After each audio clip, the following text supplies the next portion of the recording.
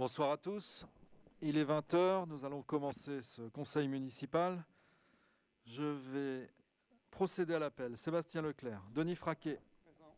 Cindy Mangeant, Johnny Briard, Corinne Lecourt, Jean-René Desmond, Corinne Lejeune, Vincent Auton, Caroline Vérag, Paulette Duval, Monique Greffet, Henri Aujard, Nathalie Cotron, pouvoir Sébastien Leclerc, Laurent Delanoë, Thierry Eustache, Rémi Lebrasseur, Karine Lanier, Karine Six, pouvoir Denis Fraquet, Frédéric Ménil, Sandrine Elie-Romain, pouvoir Monsieur Desmond, Thibaut de Géguer, Vicky Bagné, Florian Lépine, Morgane Voisin, pouvoir Karine Lanier, Antoine Navarre, Hervé Selle, Sylvie Grandin, Jean-Michel Madeleine, pouvoir Monsieur Jean, Clotilde Walter, Christophe Colomer, pouvoir Madame Walter, Émilien Jean, Angélique Havard, Bernard Aubry, pouvoir Monsieur Mercier, Angélique Périni. Bien, mes chers collègues, nous sommes réunis pour un second conseil municipal en ce mois de septembre 2020. Avant d'évoquer les principaux points qui sont à l'ordre du jour de notre Assemblée, je souhaiterais revenir sur le contexte sanitaire de notre département qui se complique semaine après semaine. Des mesures fortes viennent d'entrer en vigueur aujourd'hui, limitant un certain nombre de rassemblements dits festifs à une fréquentation de 30 personnes en lieu clos. Je ne suis pas médecin, je suis encore moins spécialiste en épidémiologie et donc je fais confiance aux représentants de l'État quant aux mesures prises pour qu'elles soient nécessaires et justifiées. Par contre, ce que je sais, c'est que de nouvelles fermetures administratives, de commerce ou même un nouveau confinement seraient dramatiques pour notre économie. Au titre des compétences de la ville, nous avons décidé, avec Cindy Mangeant et Karine Lanier, de modifier l'organisation de la restauration scolaire sur les 3 écoles de Hauteville. Jusqu'à cette rentrée scolaire, tous les demi-pensionnaires de Hauteville se déplaçaient au restaurant municipal, entraînant une certaine congestion des locaux et générant un brassage très large des effectifs. Depuis mi-septembre, les enfants de Saint-Exupéry déjeunent dans leur école, et normalement, à la Toussaint, chaque école aura un mode de restauration méridienne qui lui sera propre. Ce sera bien pour les enfants, en même temps que cela limitera les risques de contamination. La crise sanitaire et les mesures décidées par Monsieur le Préfet vont avoir un impact sur un certain nombre d'animations. Nous espérons que les 60s, dont nous avons décidé de l'édition 2020, sitôt notre élection acquise, nous espérons qu'elles pourront se dérouler normalement dans 15 jours. Par contre, pour le marché de Noël, nous n'allons pas pouvoir l'étendre dès cette année à 10 jours comme nous souhaitions le faire. Il se tiendra donc sur 4 jours. D'abord parce que cette organisation en période de Covid engendre des surcoûts qui auraient été multipliés si nous étions passés à 10 jours. Ensuite, parce qu'il demeure un risque de devoir tout annuler en raison du contexte sanitaire du moment. Et donc une nécessité à être raisonnable dans l'engagement des dépenses en amont du marché. Et enfin, parce que les commerçants eux-mêmes vivent une année compliquée qui leur rendait difficile la prise d'un engagement sur une plus longue période. Certaines communes ont annulé beaucoup de choses en 2020. Nous avons fait tout notre possible pour maintenir et même organiser de nouvelles manifestations. Mais nous ne pouvons pas, cette année, allonger comme nous le souhaitions le marché de Noël. Par contre, Vincent Auton et l'équipe qui l'entoure travaillent, comme annoncé, à un second marché de Noël les 19 et 20 décembre à Hauteville. Dans le domaine des conséquences de la crise sanitaire, nous allons vraisemblablement devoir retarder l'organisation du repas des aînés. D'ordinaire organisé fin janvier, il ne nous paraît pas possible de l'envisager à une époque où le virus sera encore présent. Et nous réfléchissons donc à l'organiser plus tard dans l'année, sans doute au printemps. Ici aussi, nous devons anticiper pour ne pas devoir annuler quelque chose où nous aurions déjà engagé des frais. Dans un tout autre domaine, la ville de Lisieux a reçu la confirmation de l'État que nous allons bien accueillir des agents démétropolisés des finances publiques. Ce sera entre 40 et 50 emplois qui seront amenés à Lisieux. Nous travaillons actuellement sur les bureaux qui pourraient les accueillir et sur cette thématique, je me rends ce mercredi au ministère de l'Économie et des Finances pour rencontrer le ministre Olivier Dussopt. Cette nouvelle va coïncider à quelques jours près avec l'ouverture de la nouvelle cité judiciaire que j'ai eu le plaisir de visiter il y a peu, guidée par la présidente du tribunal, à qui je souhaite la bienvenue et à qui j'ai déjà souhaité la bienvenue. Les conditions de travail des personnels de la justice et des avocats y seront sans commune mesure avec ce qu'elles sont actuellement, surtout Cour-Matignon. Depuis le dernier conseil municipal, avec mes collègues élus, nous sommes allés à la rencontre des habitants de Hauteville pour leur présenter le projet de rénovation urbaine tel qu'il est actuellement et aussi pour écouter ce que ces habitants avaient à nous dire là-dessus. Même si cette démarche semble donner de l'urticaire à certains, j'ai la faiblesse de penser qu'elle était nécessaire et même qu'elle a été utile. Près de 150 personnes sont venues à nous et nous aurons l'occasion de revenir lors du prochain conseil sur les éléments que nous avons recueillis et qui nous semblent devoir être pris en compte. Sans attendre, permettez-moi quand même de vous livrer le fond de ma pensée sur ce dossier que je commence à bien connaître. Il y a réellement eu un problème de méthode dans le démarrage de ce projet. Je ne vais pas revenir sur l'écart du simple au double entre le nombre de logements à détruire et le nombre de logements à reconstruire, soit une perte nette de plus de 340 logements pour Lisieux. Mais ce qui est le plus effarant, c'est que ce projet a été initié en envisageant de reconstruire 320 logements sur Lisieux sans savoir précisément où et comment ils allaient pouvoir être reconstruits. Pour être clair, à aujourd'hui, sur les 320 logements à reconstruire, on sait en reconstruire 150, la moitié. Et pour le reste, il y a un objectif de construction, mais sans projet, sans terrain. J'affirme donc qu'avoir forcé des dizaines de familles à déménager dans la précipitation, très en amont du projet, sans avoir une vision globale des reconstructions, relève de l'erreur et même de la faute politique. Nous allons donc poursuivre avec Jean-René Desmonts notre travail sur ce dossier en cherchant aussi toutes les opportunités possibles pour reconstruire sur Lisieux. Voici, mes chers collègues, les quelques sujets que je voulais aborder en introduction. Les rapporteurs présenteront ce soir les dossiers dont ils s'occupent. Nous vous proposerons avec Corinne Lejeune de candidater officiellement pour une ville-étape d'une prochaine édition du Tour de France, non seulement parce que les élus aiment le sport, mais parce qu'il s'agit d'un événement à rayonnement international et que tous les observateurs s'accordent à reconnaître que les retombées économiques sont bien plus importantes que le coût engagé pour participer à l'organisation. Denis Fraquet, premier adjoint, vous présentera la délibération pour mettre en place le nouveau plan de stationnement. Ce plan a été travaillé cet été selon les engagements que nous avions pris pendant la campagne électorale. Il a été présenté aux élus en commission, puis aux représentants des commerçants, puis aux Lexoviens lors d'un Facebook Live. Cette présentation a pour le moment été plutôt bien accueillie. Nous savons que nous n'arriverons jamais à contenter tout le monde. Nous voulons simplement que le centre-ville de Lisieux soit facilement accessible pour ceux qui souhaitent y venir et que ceux qui y viennent puissent s'y sentir bien, d'où le concept des 2 heures gratuites. Denis le redira, l'élément le plus important reste que chacun devra prendre un ticket à l'horodateur dès son stationnement pour attester de ces 2 heures de gratuité. Enfin, nous délibérerons ce soir sur le versement d'une prime Covid sur 3 niveaux différents en fonction de l'activité des agents de la ville et du CCAS pendant la crise sanitaire. C'est un effort pour la ville, mais c'est surtout, à nos yeux, et je pense avec l'accord de l'ensemble du conseil municipal, une reconnaissance du travail et de l'engagement de nos personnels. J'ai eu l'occasion de le dire à l'ensemble de nos agents que j'avais réunis spécialement il y a une quinzaine de jours. Les adjoints préparent les dossiers, le conseil municipal vote les décisions, mais les actions ne se réalisent que par l'implication des équipes. Au quotidien, sur le terrain ou dans les services, ce sont nos agents qui œuvrent pour faire de Lisieux, selon notre volonté, une ville humaine et en mouvement.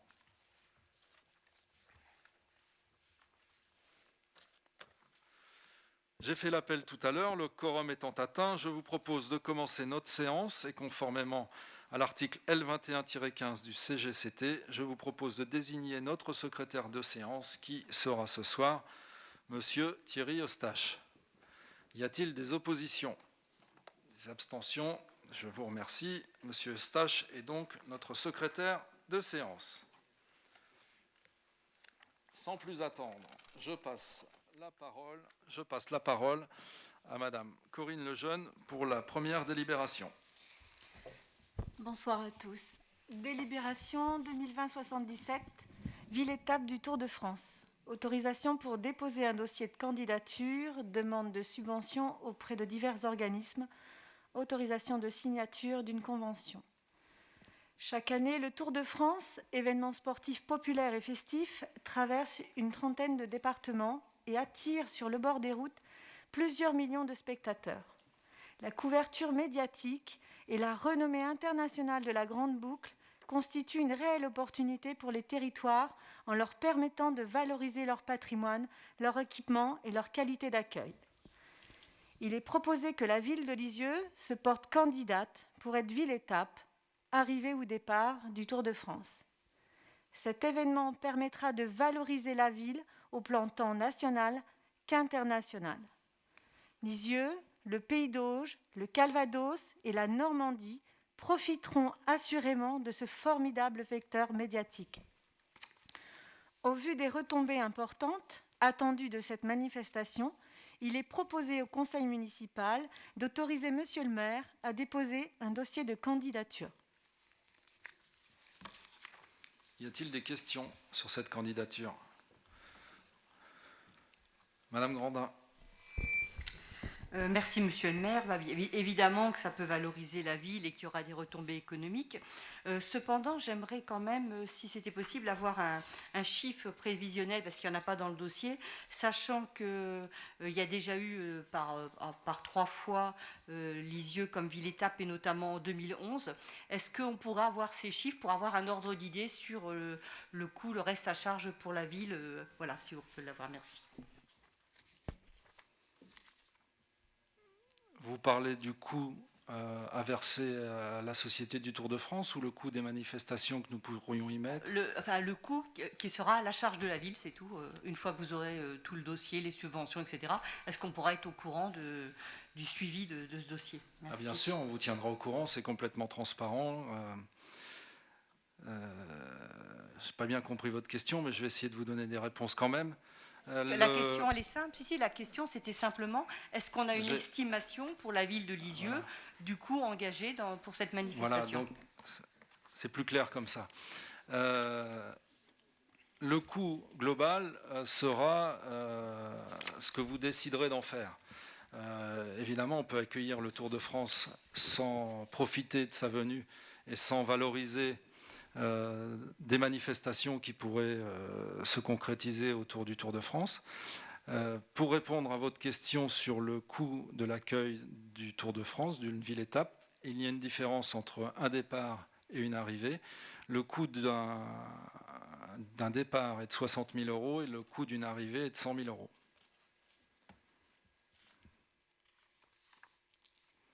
C'est bon ? Y a-t-il d'autres questions? Madame Lejeune. Après examen de ce dossier par la commission Finances, Ressources humaines, Sécurité, Urbanisme, réunie le 22 septembre 2020, il est proposé le projet de délibération suivant. Vu le Code général des collectivités territoriales, vu l'avis favorable de la commission susvisée, considérant l'impact des retombées importantes attendues de cette manifestation, autorise Monsieur le maire à déposer un dossier de candidature auprès de la société Amaury Sport Organisation, ASO, afin d'accueillir une étape du Tour de France. S'engage à inscrire les crédits nécessaires à la mise en œuvre de cette organisation, sollicite des subventions les plus élevées possibles auprès de différents organismes, donne mandat à Monsieur le maire pour rechercher des partenariats pour la promotion du territoire. Autorise Monsieur le maire à signer toute convention ainsi que tout document se rapportant à ce dossier. Merci Madame Lejeune. Je vais mettre aux voix. Qui est contre? Qui s'abstient? Adopté. Je vous remercie. Je vais simplement compléter ma réponse et peut-être la commenter un peu. J'ai déjà vécu le Tour de France dans une autre vie municipale. En règle générale, le département et la région accompagnent les collectivités qui se portent candidates, c'est-à-dire qu'elles subventionnent à hauteur de un quart. On avait obtenu, si ma mémoire est bonne, environ 50% de subventions sur ces 60 000 €. Le plus intéressant, à savoir, et que ASO, Amaury Sport Organisation, cette année-là avait décidé de faire des études sur les grandes villes et les retombées du Tour de France. Et Livarot, étant la plus petite commune, avait décidé d'étendre cette étude sur les retombées économiques. Et ASO nous avait dit que les retombées sur le territoire large, parce que évidemment toutes les communes aux alentours peuvent en profiter, étaient d'environ 1 million d'euros. Et le plus intéressant, c'est évidemment ce qu'on n'a pas payé, et sont les passages télé liés à cette manifestation. Et ils avaient estimé les passages télé pour la commune de Livarot. Si la commune de Livarot avait dû se payer ces passages médiatiques, télé, radio et presse écrite, à environ 8 à 9 millions d'euros. Donc c'était 8 à 9 millions d'euros de publicité évitée par la ville à l'époque.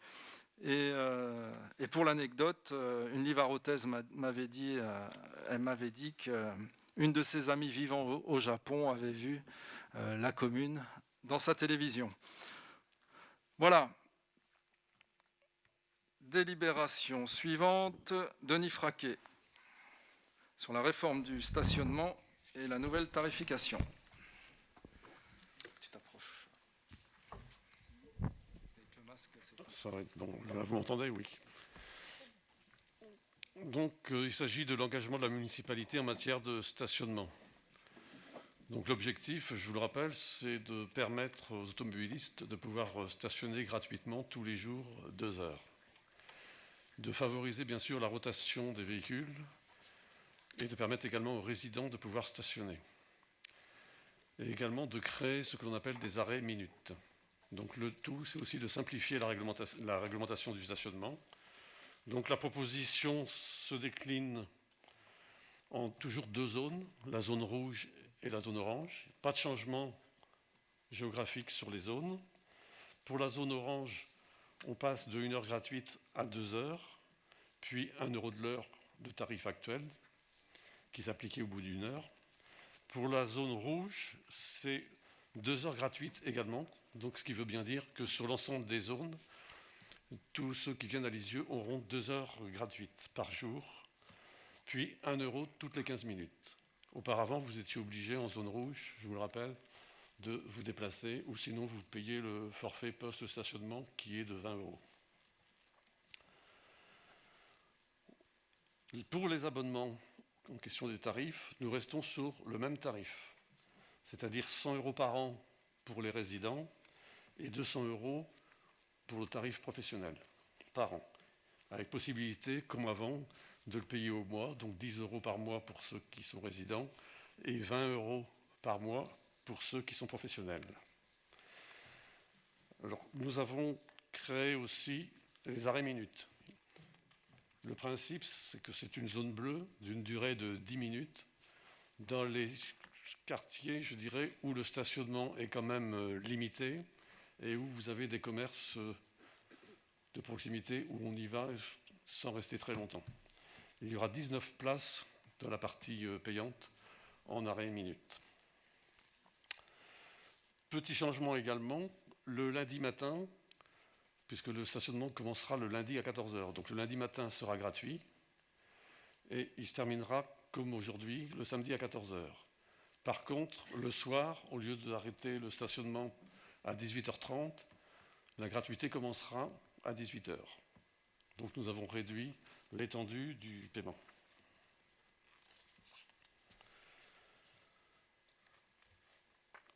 Nous aurons également changé les zones bleues. Vous savez qu'en dehors de la zone des stationnements payants, vous avez des zones bleues. Donc les zones bleues qui étaient de 2 heures passent à 1 heure. L'objectif étant, bien sûr, ces zones bleues sont auprès de certains commerces qui sont un peu éloignés du centre-ville, de ne pas avoir de voitures ventouses devant leur commerce. Donc nous avons pensé, en accord avec les commerçants, qu'1 heure au lieu de 2, c'était suffisant. Et ça permet une meilleure rotation. Alors, je ne vais pas vous donner la liste des rues qui sont soit en zone orange, soit en zone rouge. Ça serait un peu fastidieux. S'il y en a qui veulent la liste, je la donnerai. Mais ce n'est pas indispensable. Je pense que vous l'avez eu dans la délibération. Est-ce qu'il y a des questions. Est-ce que vous avez des questions sur le stationnement, monsieur?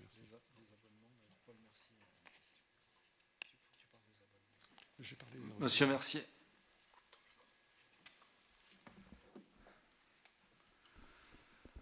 Merci, monsieur le maire. Je tenais à vous féliciter pour cette proposition d'évolution du plan de stationnement qui, effectivement, vous permet de respecter votre engagement de donner 2 heures gratuites tout en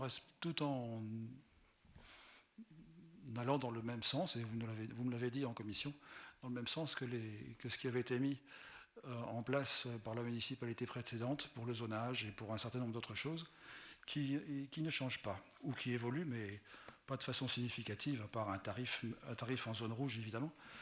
Mais ça se verra à l'usage. J'ai néanmoins 2 petites questions. D'une part, on n'a pas relu la liste et je ne l'ai pas vérifié, mais est-ce que vous pouvez nous confirmer qu'il n'y a aucun changement dans les zonages rouge et jaune entre la période antérieure et ce qui va se pratiquer à partir du 1er octobre? Et la deuxième question, ça concerne dans le paragraphe des abonnements, un paragraphe qui n'avait pas été évoqué, sauf erreur, pendant la commission où ça a été présenté. Abonnement véhicule affecté à un service public. Une exonération de stationnement payant est proposée pour les véhicules affectés à un service public, etc. Cet abonnement vise principalement les véhicules non floqués affectés à un service public. Donc, j'aimerais avoir une explication précise et convaincante sur les véhicules qui sont concernés par ce paragraphe.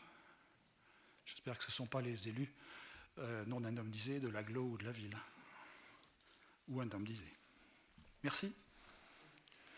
Non, mais c'est entre autres, vous avez les soins à domicile de l'hôpital, le service, le HAD, et donc qui ne sont pas forcément floqués, et donc qui bénéficieront d'un abonnement gratuit, puisque c'est le service public. L'autre question, alors pour les zones, ça n'a pas changé. Ce qui a changé, c'est pour la zone bleue. Il y a 2 places de plus rue Fournet, à l'angle de la rue de Rival. Mais sinon, l'ensemble des zones, il n'y a rien de changé. Ce qui a changé à l'intérieur de la zone payante, c'est les arrêts minutes qui passent en zone bleue 10 minutes. Mais sinon, toutes les rues qui étaient payantes restent payantes, toutes celles qui étaient gratuites restent gratuites.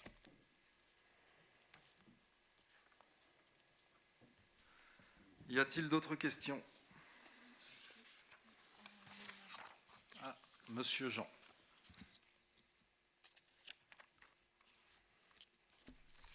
Oui, merci monsieur le maire. Voilà, ma question va porter sur les abonnements par foyer.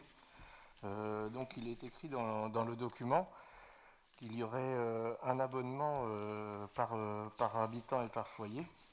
Moi je me pose la question sur un foyer composé de 2 personnes ayant chacun un véhicule.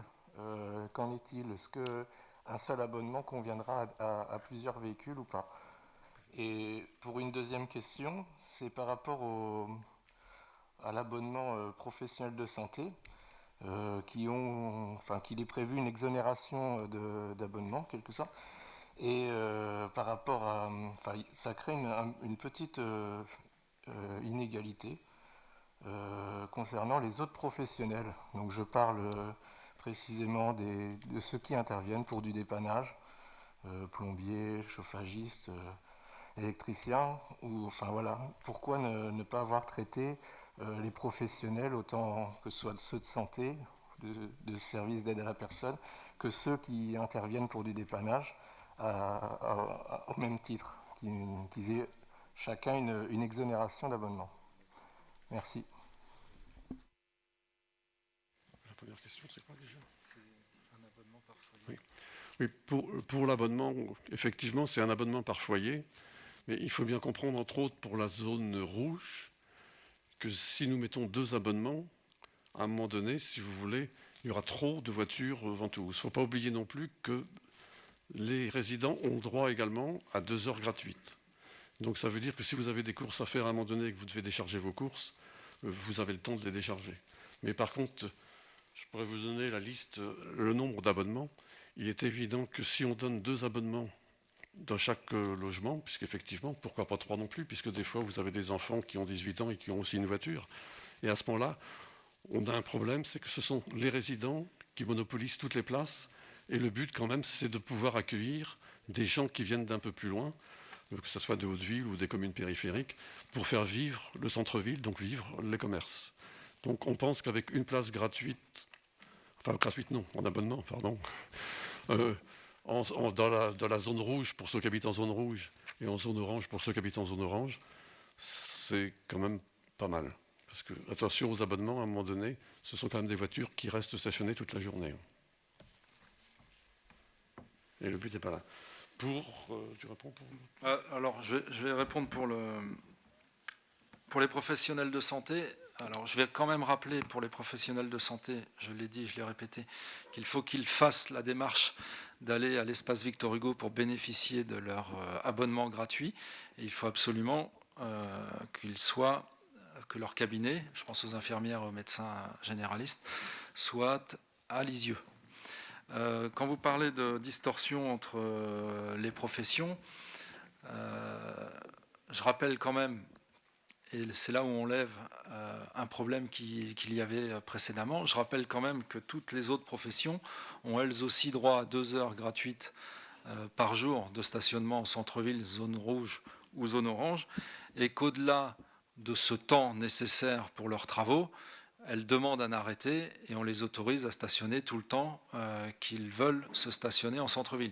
Il faut aussi que les entreprises et les artisans fassent la démarche et anticipent un petit peu leurs travaux, font une demande d'arrêté, on autorise le stationnement et ils s'organisent après pour rester là où ils ont besoin de travailler. Donc il n'y a pas de distorsion. La seule chose, c'est que si on a un plombier qui intervient plusieurs fois dans la même journée à différents endroits et que ça dure une demi-heure, effectivement, au bout d'un moment, si c'est en zone orange, il pourrait être contraint de payer 20 centimes ou 50 centimes. Mais en tout cas, on pense que le stationnement gratuit réglera beaucoup de problèmes. Juste pour vous donner une idée, vous pouvez vous stationner en zone orange de 9h à 14h pour 1 €. On est quand même, on fait un effort financier et on ouvre largement le stationnement et les facilités de stationnement. Denis l'a dit, mais c'est pour évidemment renforcer l'attractivité du centre-ville et aussi fluidifier les déplacements, fluidifier aussi les renouvellements de stationnement. Et puis, vous regarderez sur la carte qui vous a sûrement été fournie en annexe, il existe énormément de places gratuites à proximité immédiate de toutes ces zones. Et dès qu'on identifie ne serait-ce qu'une place supplémentaire à mettre en zone payante, mais aussi en zone gratuite, on le fait aussi bien volontiers pour augmenter les possibilités de stationnement pour les Lexoviens et pour tous les clients de nos commerçants qui décident de revenir vers le centre-ville. Y a-t-il d'autres questions ? Passe à la délibération, Denis. Oui, avant de dire la délibération, je tiens quand même à préciser que le stationnement sur les trottoirs ne sera absolument pas accepté et sera verbalisé, c'est 135 €. De même que les stationnements sur les places livraison, ambulances et autres. On fera respecter la réglementation. Je vous lis la délibération. Vu le Code général des collectivités territoriales et notamment son article L 2333-87, vu sa délibération 2017-59 du 26 septembre 2017 relative au périmètre, à la tarification et aux conditions du stationnement payant, vu ses délibérations 2017-121 et 2017-122 du 12 décembre 2017, vu sa délibération 2018-50 du 29 mai 2018, vu la décision du maire 263 du 26 juillet 2017 relatif à la régie de recettes des abonnements du stationnement payant, vu l'arrêté municipal 1139 du 10 juillet 2018 relatif aux modalités d'application du stationnement payant, vu le budget de l'exercice en cours, vu le rapport ci-dessus exposé, vu l'avis favorable de la commission susvisée, considérant qu'il revient au conseil municipal de fixer la grille tarifaire de cette redevance et le montant du forfait post-stationnement, considérant que la différence de situation dans laquelle les habitants, résidents, les salariés, les commerçants du centre-ville, ainsi que les professionnels intervenant à domicile et les professionnels de santé, se trouvent vis-à-vis des autres usagers, et la nécessité d'assurer leur liberté d'accès aux immeubles et riverains conduisent à adopter des mesures adoptées, décide l'instauration à compter du 1er octobre 2020, en application de l'article L. 2333-87 du Code général des collectivités territoriales, d'une redevance de stationnement des véhicules sur les emplacements matérialisés au sol, compris dans les voiries limitées dans les zones rouges et oranges visées dans le rapport ci-dessus. Approuve le tarif proposé pour le forfait post-stationnement. Autorise Monsieur le maire à prendre un arrêté pour fixer les modalités d'application de la présente délibération. Merci, Monsieur Fraquet. Je vais vous demander de voter. Qui est contre? Qui s'abstient? Adopté. Je vous remercie. Jean-René Desmonts pour la délibération 79.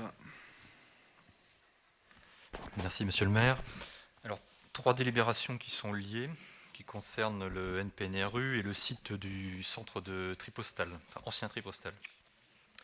Alors, la première délibération, la 2020-79, dans le cadre de la politique de reconstitution de l'offre du nouveau programme national de renouvellement urbain, la ville de Lisieux porte un projet d'aménagement d'au minimum 9 logements sur le site du centre de Tripostal, rue Paul Banaston.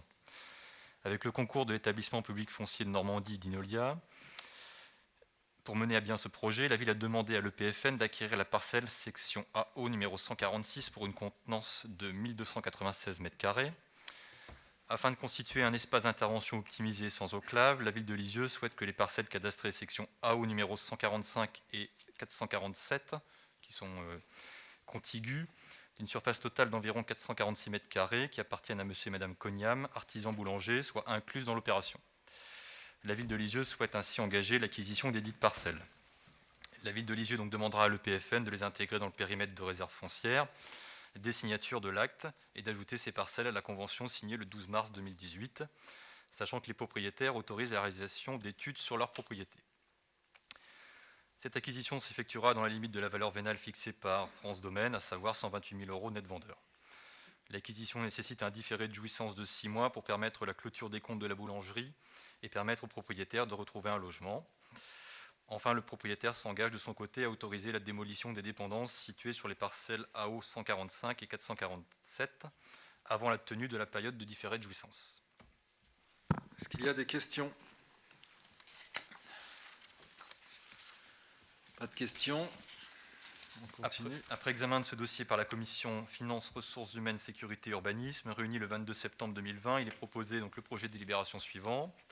Vu le Code général des collectivités territoriales, vu la délibération 2017-67 du 26 septembre 2017, la délibération 2018-89 du 25 septembre 2018, la délibération 2019-138 du 10 décembre 2019, vu la lettre d'accord de M. Cognam du 20 janvier 2020, vu l'avis de France Domaine du 11 mars 2020, vu le plan annexé, vu l'avis favorable de la commission susvisée, donc autorise l'acquisition des parcelles cadastrées section AO numéro 145 et numéro 447 d'une surface totale d'environ 446 m² au prix de 128 000 € net vendeur, les frais d'acte étant à la charge de l'acquéreur. Dit qu'un différé de jouissance de 6 mois sera accordé à compter de la signature de l'acte de vente.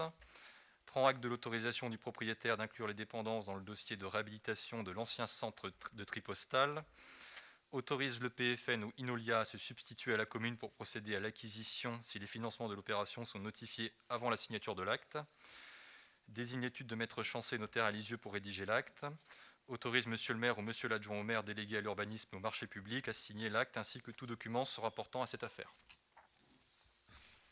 Je vais vous demander de voter. Qui est contre? Qui s'abstient? Adopté. Je vous remercie. Délibération 2020-80, donc c'est la suite de la délibération précédente. Donc on a l'acquisition des 2 parcelles qui ont été visées, la AO numéro 145 et la 447. La commune demande donc logiquement à l'EPFN de les intégrer dans le périmètre de réserve foncière et d'ajouter ces parcelles à la convention qui avait été signée le 12 mars 2018. Donc il y avait une convention qui avait été signée sur le périmètre initial. le périmètre est étendu par ces 2 parcelles, donc on étend la convention qui était signée avec le PFN. Voilà, ces acquisitions, évidemment, s'effectueront dans la limite de la valeur vénale fixée par France Domaine, comme je l'ai indiqué précédemment. Avez-vous des questions? Pas de questions. Après examen de ce dossier par la commission Finances, Ressources humaines, Sécurité et Urbanisme, réunie le 22 septembre 2020, il est proposé le projet de délibération suivant. Vu le Code général des collectivités territoriales, vu la délibération 2017-67 du 26 septembre 2017, vu la convention de constitution d'une réserve foncière par l'EPFN et sa revente à la ville de Lisieux portant sur le centre de tri postal, rue Paul Banaston, en date du 12 mars 2018, vu l'avis des domaines en date du 11 mars 2020, vu le plan s'y annexé, vu l'avis favorable de la commission susvisée, autorise monsieur le maire ou monsieur l'adjoint au maire délégué à l'urbanisme et au marché public à signer l'avenant numéro 1 à la convention de constitution d'une réserve foncière par l'EPFN portant sur le site centre de tri postal rue Paul Banaston, portant sur les parcelles, donc, comme je l'ai indiqué, AO numéro 145 et 447, et s'engage ensuite à racheter dans un délai de 5 ans les parcelles cadastrées AO numéro 145 et 447 d'une contenance totale d'environ 446 m² à compter de la date de transfert de propriété au profit de l'EPFN. Qui est contre? Qui s'abstient? Adopté. Troisième délibération, donc c'est encore la suite des délibérations précédentes. Donc afin d'étendre le périmètre d'aménagement de logement, donc comme je l'ai indiqué, la ville a acquis les parcelles AO 145 et 447. Ainsi, et au vu de la configuration des bâtiments à démolir, la ville de Lisieux sollicite donc le PFN pour intégrer donc ce patrimoine aux travaux de démolition et de dépollution. Donc, avant, on a étendu le périmètre. Là, on étend les travaux de démolition et de dépollution qui étaient initialement prévus donc, dans l'avenant numéro 1 de la Convention. Ces travaux donc, supplémentaires s'élèvent à la somme de 250 000 € hors taxes. Le financement de l'intervention donc, sera réparti de la façon suivante. 40% du montant hors taxe à la charge de la région Normandie, 35% du montant hors taxe à la charge de l'EPFN, 25% du montant hors taxe à la charge de la collectivité et la totalité de la TVA à la charge d'Inolia. Pour la ville de Lisieux, la participation financière sera ainsi de 62 500 €, qui correspond à 25% du montant hors taxe des travaux. Ces travaux supplémentaires doivent ainsi faire l'objet d'un avenant numéro 2 à la Convention pour autoriser les travaux que j'ai évoqués précédemment. Des questions? Non, on continue. Après examen de ce dossier par la commission donc Finances, Ressources humaines, Sécurité et Urbanisme, réunie le 22 septembre 2020, il est proposé donc le projet de délibération suivant. Vu le CGCT, vu la délibération du conseil d'administration de l'EPFN en date du 5 octobre 2017, vu sa délibération 2018-89 en date du 25 septembre 2018, vu la convention d'intervention avec le PFN signée en date du 20 novembre 2018, vu sa délibération 2019-138 en date du 10 décembre 2019, vu l'avenant numéro 1 à la convention d'intervention avec le PFN signé le 31 janvier 2020, vu le projet d'avenant numéro 2 à la convention d'intervention avec le PFN si annexé, vu l'avis favorable de la commission susvisée, ensuite décide donc de mandater l'EPFN pour la maîtrise d'ouvrage des travaux de dépollution et de démolition du patrimoine à réaliser sur les parcelles cadastrées section AO numéro 145 et numéro 447, une surface totale d'environ 446 m², en sus de l'ancien centre de tri postal, autorise monsieur le maire ou monsieur l'adjoint au maire délégué à l'urbanisme et au marché public à signer l'avenant numéro 2 à la convention d'intervention de l'EPFN sur le site centre de tri postal, les modifications mineures apportées au dit avenant et tout acte et pièces s'y rapportant. Merci. Qui est contre? Qui s'abstient? Adopté. Alors ensuite, autre dossier qui concerne la friche du garage Citroën. On est là encore sur un avenant à une convention qui avait été signée avec le PFN.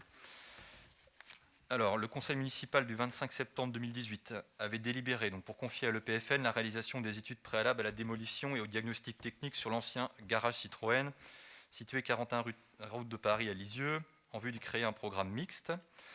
En date du 15 octobre 2018, une convention a été signée avec le PFN en ce sens. Ces études ayant été menées, le conseil municipal a validé en sa séance du 17 septembre 2019 un premier avenant exposant la participation de chacun des partenaires dans la prise en charge des travaux de dépollution et de démolition de cet ancien garage. La maîtrise d'ouvrage est confiée à l'établissement public foncier de Normandie. En date du 30 novembre 2019, la collectivité a acquis la parcelle voisine cadastrée section AZ numéro 99 afin de rendre plus cohérente l'emprise globale du projet de reconstruction de cette opération située en entrée de ville. En liaison avec l'avenant numéro 1 à la convention de réserve foncière validée en séance du conseil municipal du 4 février 2020, la ville de Lisieux sollicite le PFN pour intégrer ce patrimoine aux travaux de démolition et de dépollution initialement prévus dans l'avenant numéro 1 de la convention d'intervention. Donc l'idée, il y a une extension du périmètre et donc on étend par avenant numéro 1 la convention signée avec le PFN. L'enveloppe prévue pour la démolition de l'ancien garage permettra d'absorber la démolition de la maison cadastrée section AZ numéro 99 dans l'attente des résultats de l'appel d'offres des travaux. Vous avez un plan joint à la présente délibération, ce qui rend beaucoup plus clair encore les explications de Jean-René Desmonts. Voilà. Est-ce que vous avez des questions ? Madame Grandin. Oui, moi c'est plutôt une question d'ordre général sur les dossiers que vous présentez. Notamment, là, vous venez de présenter dossier friche, Tripostale et garage Citroën. Est-ce qu'on pourrait avoir l'ensemble des dossiers en cours avec le PFN dans la politique de résorption des friches et pour savoir un peu où en sont les dossiers et pour avoir un point de vue global en début de mandat de ce qui est déjà en cours et ce qu'on va avoir à traiter après. Merci. Pas de problème.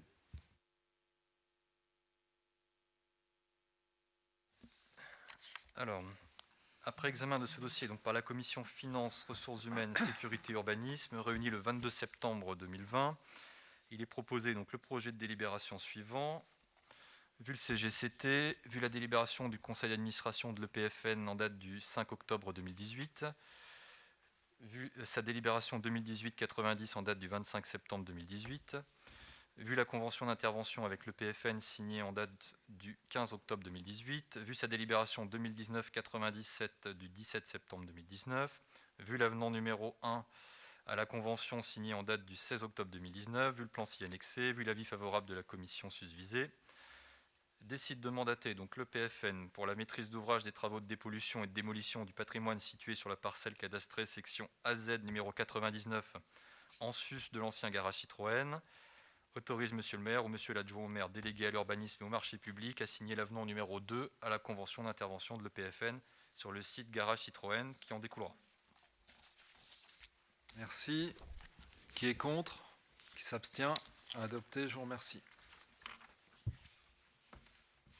Alors, autre dossier, également avec l'EPFN, qui concerne la signature d'une convention pour une étude de programmation urbaine multisite dans le cadre du nouveau NPNRU.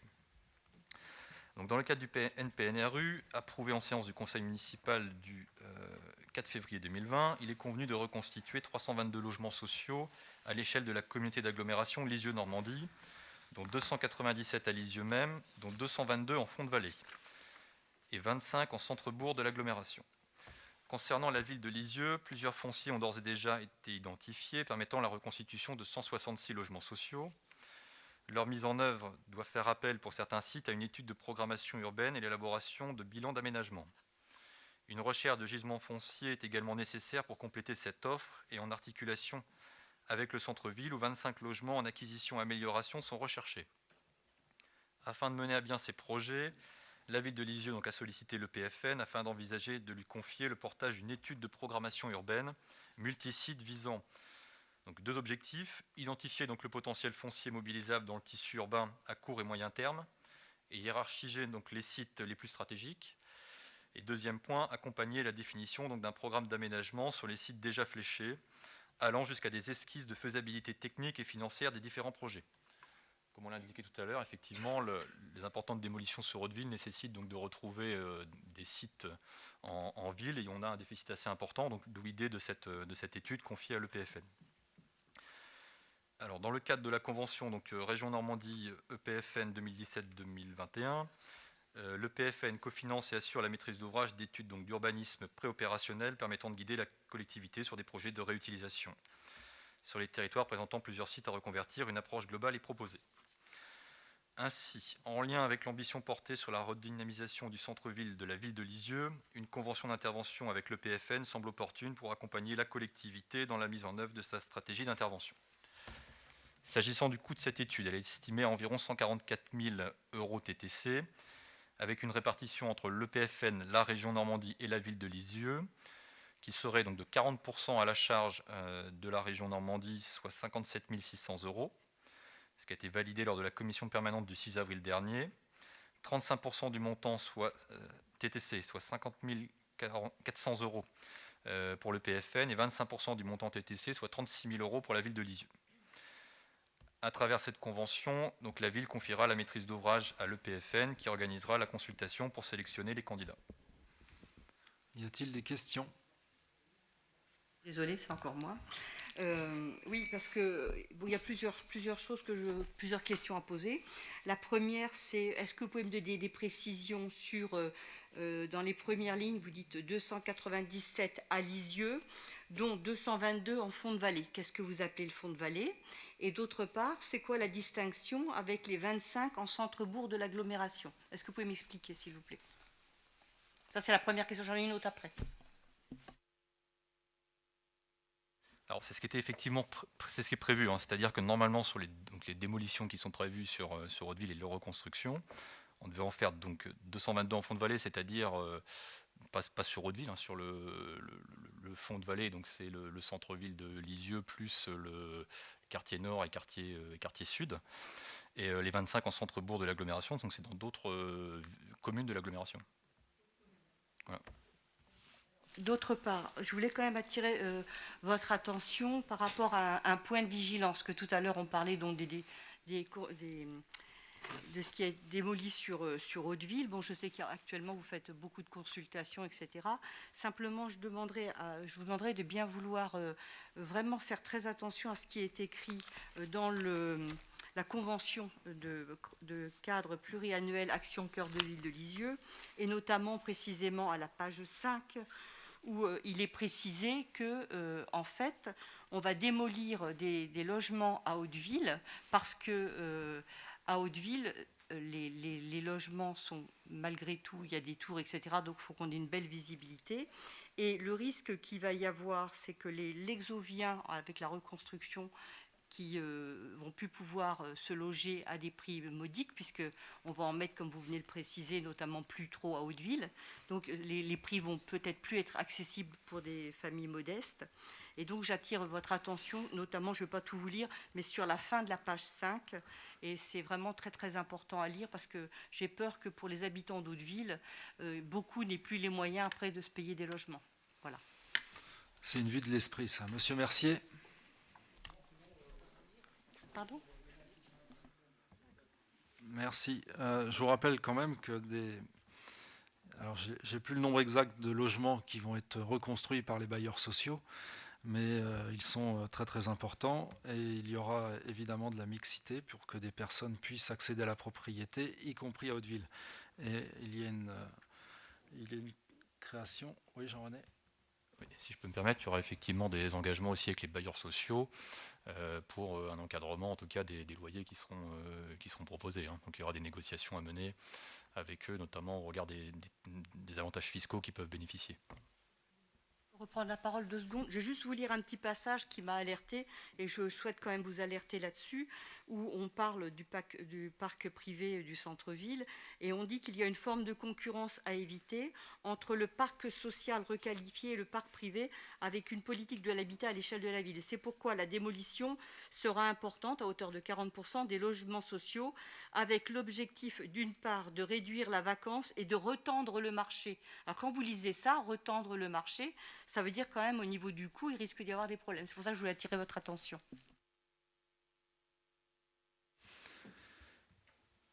Très bien. J'en ai.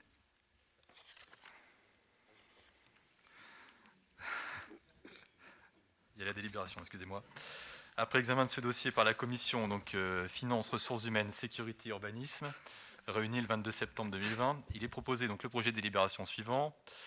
Vu le CGCT, vu la délibération du conseil d'administration de l'EPFN en date du 6 mars 2020, vu sa délibération de 2020-04 en date du 4 février 2020, vu le projet de convention s'y annexé, vu l'avis favorable de la commission susvisée, décide de mandater l'EPFN pour la maîtrise d'ouvrage d'une étude de programmation urbaine multisite, autorise monsieur le maire ou monsieur l'adjoint au maire délégué à l'urbanisme et au marché public à signer la convention pour une étude de programmation urbaine multisite, ses modifications mineures, ses éventuels avenants, et tous actes et pièces y rapportant.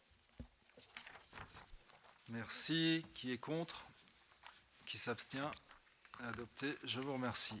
Madame Vérag pour la délibération suivante. Merci Monsieur le maire, bonjour à tous. Donc là, 4 délibérations concernant l'opération de revitalisation du territoire Action Cœur de Ville. Donc délibération 2020-84. Le 28 septembre 2018, la ville de Lisieux et ses partenaires, à savoir l'État, la Banque des Territoires, le groupe Action Logement, l'ANA, le Conseil départemental du Calvados, la Chambre du commerce et d'industrie, l'établissement public foncier de Normandie et la Chambre des métiers et de l'artisanat ont signé la convention Action Cœur de Ville. Cette convention, visant la redynamisation du centre-ville de Lisieux, a été organisée autour de 5 axes de travail. Premier axe, de la réhabilitation à la restructuration vers une offre attractive de l'habitat en centre-ville. Deuxième axe, favoriser un développement économique et commercial équilibré. Troisième axe, développer l'accessibilité, la mobilité et les connexions. Quatrième axe, mettre en valeur les formes urbaines, l'espace public et le patrimoine. Et enfin, le cinquième axe, fournir l'accès aux équipements et services publics. Par la suite, le projet de convention multisite d'opération de revitalisation du territoire, dite convention ORT, a été approuvé par la délibération du 15 octobre 2019. Cette convention, intégrant Lisieux et Orbec, crée des droits fiscaux et juridiques pour faciliter la réhabilitation des logements privés du centre-ville, renforcer l'activité commerciale et faciliter les procédures. L'étude mobilité et déplacement dans le centre-ville de Lisieux, donc concernée par cette délibération, s'inscrit dans l'axe numéro 3 de cette convention. L'objectif est de réaliser un diagnostic prospectif complet des mobilités dans le centre-ville de Lisieux et d'accompagner la ville dans l'élaboration d'une stratégie opérationnelle, puis d'un programme d'action.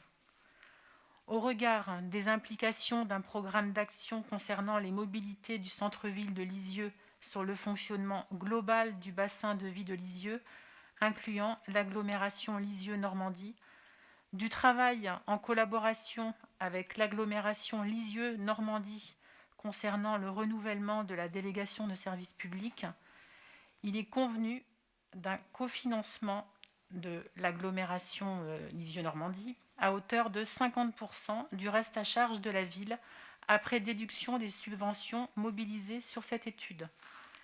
La convention de cofinancement ci annexée décrit les modalités financières et les dispositions générales. Merci Madame Vérag. Est-ce qu'il y a des questions? Non. On continue. Après examen de ce dossier par la commission Finances, Ressources humaines, Sécurité, Urbanisme, réunie le 22 septembre 2020, il est proposé le projet de délibération suivant. Vu le Code général des collectivités territoriales, vu sa délibération 2018-84 du 25 septembre 2018 approuvant le projet de convention cadre pluriannuel Action Cœur de Ville, vu sa délibération 2019-103 du 15 octobre 2019 approuvant le projet de convention d'opération de revitalisation du territoire multisite valant avenant numéro 1 dit de déploiement à la convention cadre pluriannuelle Action Cœur de Ville, vu le projet de convention de cofinancement de l'étude mobilité et déplacement dans le centre-ville ci annexé, vu l'avis favorable de la commission susvisée, précise que les crédits de cette étude sont inscrits au budget primitif 2020, approuve le projet de convention ci annexé. Autorise Monsieur le maire ou Monsieur ou Madame l'adjoint au maire délégué aux espaces publics et aux mobilités du dispositif Action Cœur de Ville à solliciter toute aide financière se rapportant au dossier auprès des différents financeurs et à signer tout document y afférent. Autorise Monsieur le maire ou Madame l'adjointe au maire délégué au dispositif d'action Cœur de Ville ou Monsieur ou maire délégué aux espaces publics et aux mobilités à signer la présente convention, les modifications mineures apportées à la dite convention, ses éventuels avenants, tout document se rapportant au dit dossier et l'ensemble des pièces nécessaires à l'obtention des subventions accordées et à la bonne exécution de la présente délibération. Merci Madame Verhaeg. Je vais vous demander de voter. Qui est contre? Qui s'abstient?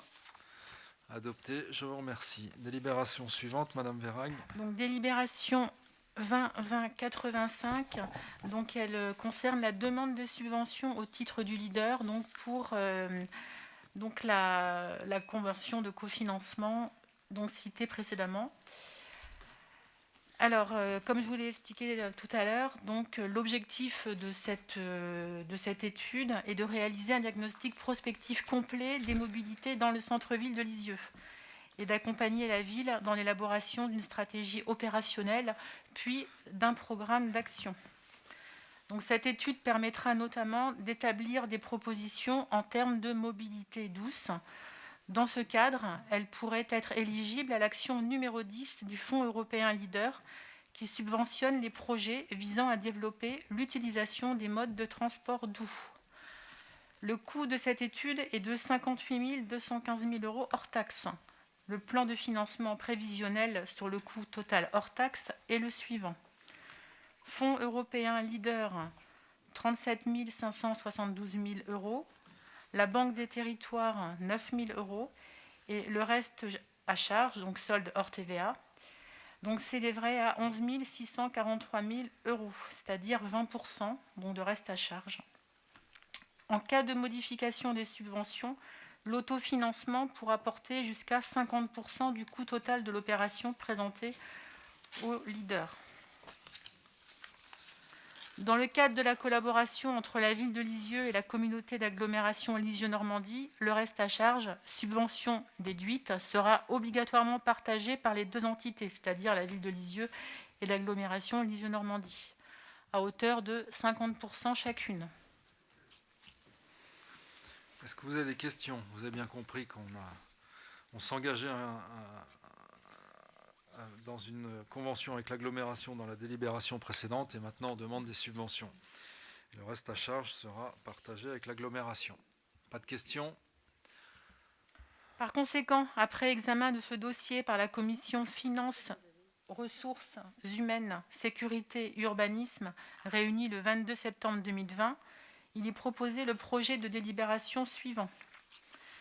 Vu le Code général des collectivités territoriales, vu sa délibération 2019-103 du 15 octobre 2019, approuvant le projet de convention multisite d'opération de revitalisation du territoire, dite convention ORT, vu l'avis favorable de la commission susvisée, considérant la volonté conjointe de la ville de Lisieux et de la communauté d'agglomération Lisieux-Normandie de dynamiser le territoire, la prise en charge du reste à charge, subvention déduite, sera obligatoirement partagée par les deux entités.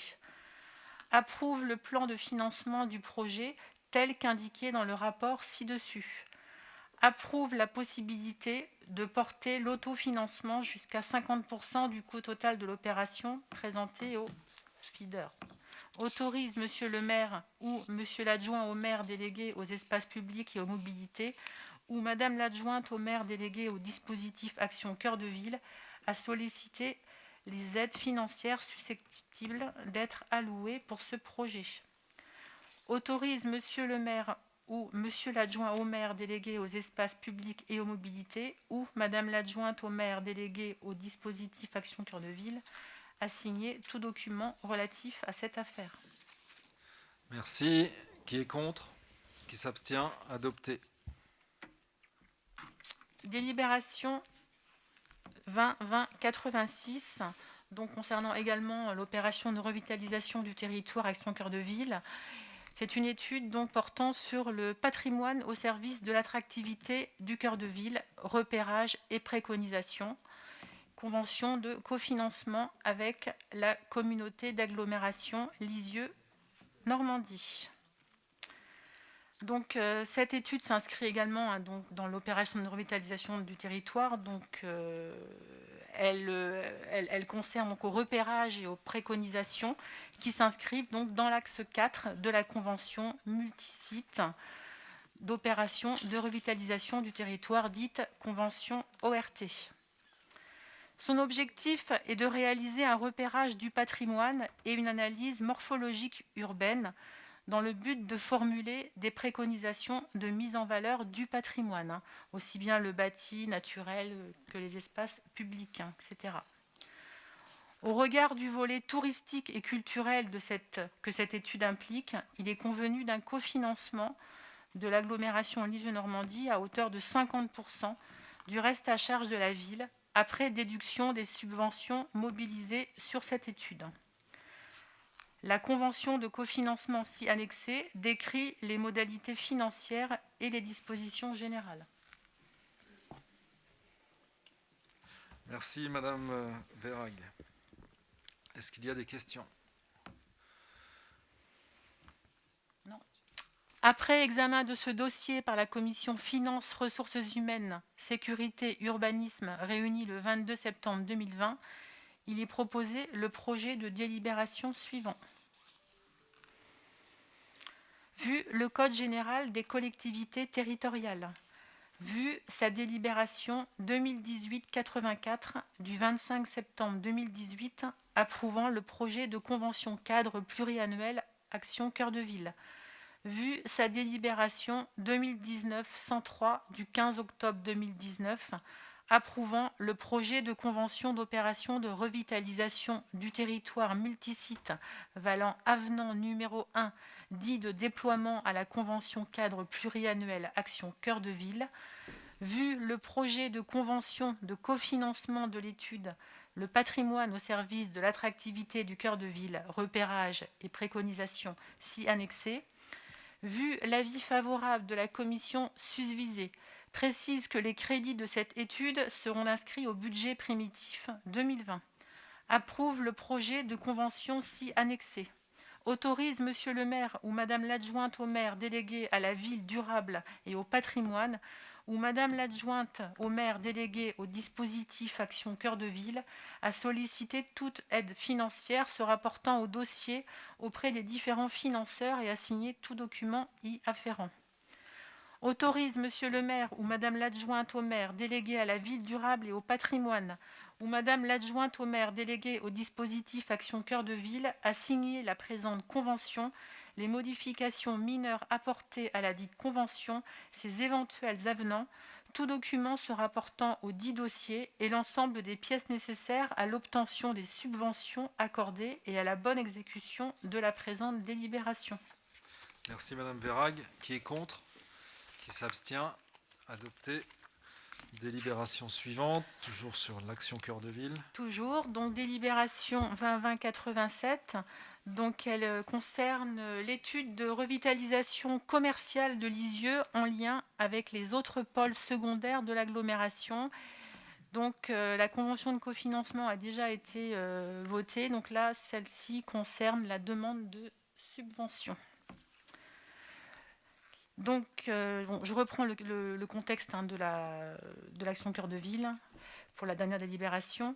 Donc, le 28 septembre 2018, la ville de Lisieux et ses partenaires, à savoir l'État, la Banque des Territoires, le groupe Action Logement, l'ANA, le Conseil départemental du Calvados, la Chambre du commerce et de l'industrie, l'établissement public foncier de Normandie et la Chambre des métiers et de l'artisanat ont signé la convention à Cœur de Ville.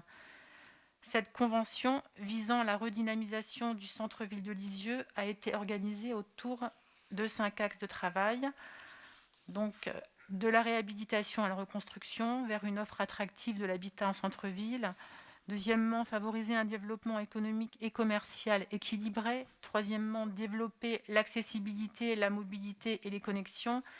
Quatrièmement, mettre en valeur les formes urbaines, l'espace public et le patrimoine. Cinquièmement, fournir l'accès aux équipements et services publics. Donc, par la suite, le projet de convention multisite d'opération de revitalisation du territoire, dite la convention ORT, donc, a été approuvé par la délibération du 15 octobre 2019. Donc, cette convention intègre Lisieux et Orbec et elle crée donc, des outils fiscaux et juridiques pour faciliter donc, la réhabilitation des logements privés du centre-ville, ce qui vise à renforcer donc, l'activité commerciale et à faciliter les procédures. Donc, l'étude de revitalisation commerciale de Lisieux s'inscrit donc dans le second axe. Elle permettra de définir le programme d'action à mettre en œuvre pour la revitalisation des activités de commerce et d'artisanat en centre-ville de Lisieux, au regard des pôles secondaires du territoire communautaire. Elle vise à établir un diagnostic des dynamiques commerciales, donc qu'elles soient sédentaires ou non sédentaires, de Lisieux et sur ses différentes polarités, et précoser des préconisations pour renforcer l'attractivité commerciale de la ville, ainsi que leur déclinaison dans un programme d'action opérationnel. Dans ce cadre, l'étude de revitalisation commerciale de Lisieux pourrait être éligible à l'action numéro 1 du Fonds européen Leader qui subventionne tout projet ayant pour objectif d'accompagner les acteurs de l'artisanat et du commerce dans leur développement. Le coût prévisionnel de cette étude est de 30 575 000 € hors taxes, dont le plan de financement prévisionnel est le suivant. Fonds européen Leader, 9 172,50 € hors taxes, c'est-à-dire 30%.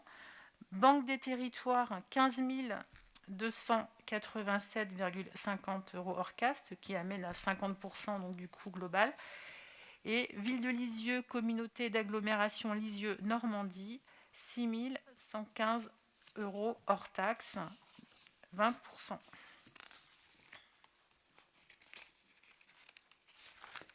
La répartition des pourcentages de subventions entre le Fonds européen Leader et la Banque des territoires est susceptible d'évoluer.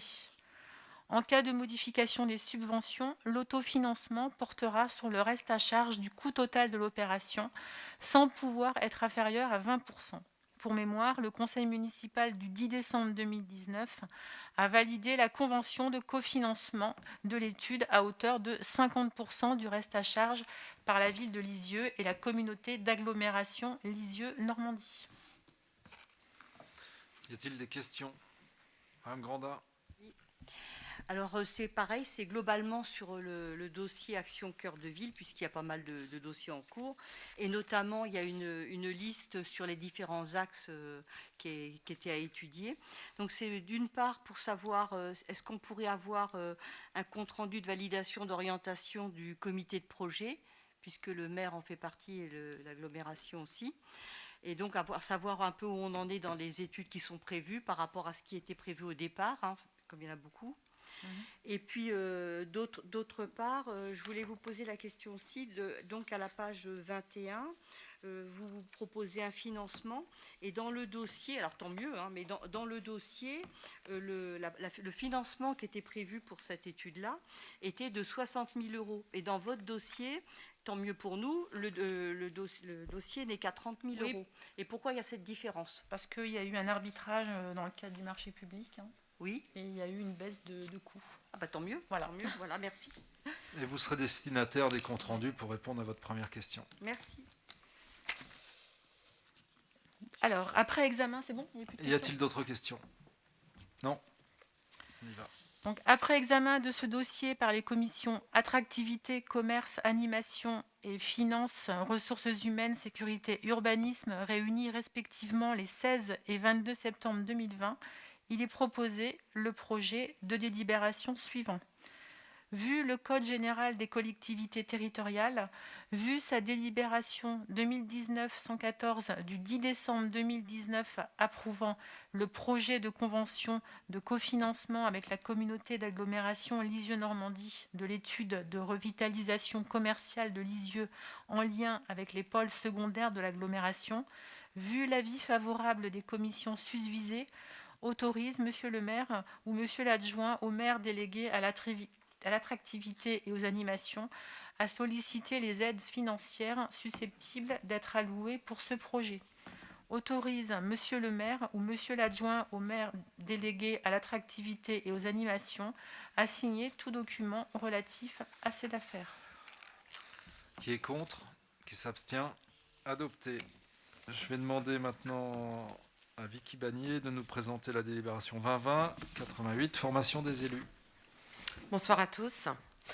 Alors, les membres du conseil municipal doivent délibérer sur l'exercice du droit à formation de ses membres en déterminant les orientations et les crédits ouverts à ce titre dans les 3 mois suivant son renouvellement.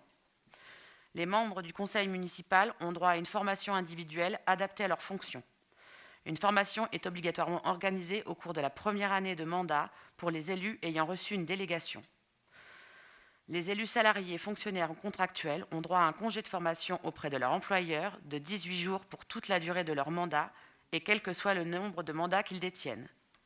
L'élu doit prévenir son employeur par écrit au moins 30 jours en précisant les dates et l'organisme de formation. Les frais de formation constituent une dépense obligatoire pour la commune à condition que l'organisme dispensateur de la formation soit agréé par le ministre de l'Intérieur. Les frais de formation englobent les frais d'enseignement, de déplacement, d'hébergement et de restauration, ainsi que la compensation de la perte éventuelle de salaire, de traitement ou de revenus, justifiée par l'élu et plafonnée à équivalence de 18 jours par élu et pour la durée du mandat, et pour un montant ne dépensant pas 1,5 fois le SMIC par heure. Depuis le 1er janvier 2016, le montant prévisionnel des dépenses de formation ne peut être inférieur à 2% du montant total des indemnités de fonction susceptibles d'être allouées aux élus de la commune, montant théorique prévu par les textes, majoration y compris. Le montant réel des dépenses de formation ne peut excéder 20% du même montant.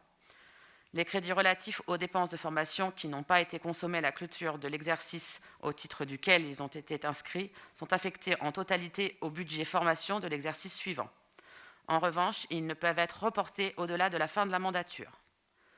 La loi du 31 mars 2015 portant sur le statut de l'élu et le décret du 31 juillet 2020 ont créé et facilité le droit individuel à la formation pour les conseillers municipaux qui bénéficient de 20 heures de formation par année pleine de mandat, utilisable dès le début de chaque année, cumulable toute la durée du mandat, financé par cotisation obligatoire au taux de 1%, prélevé sur le montant annuel brut des indemnités de fonction des conseillers municipaux, majoration comprise. L'exercice de ce droit relève de l'initiative de chacun des élus. Les formations éligibles au DIF des élus sont celles relatives à l'exercice du mandat et dispensées par un organisme agréé par le ministère de l'Intérieur. Il est proposé au conseil municipal d'approuver les orientations de formation suivantes.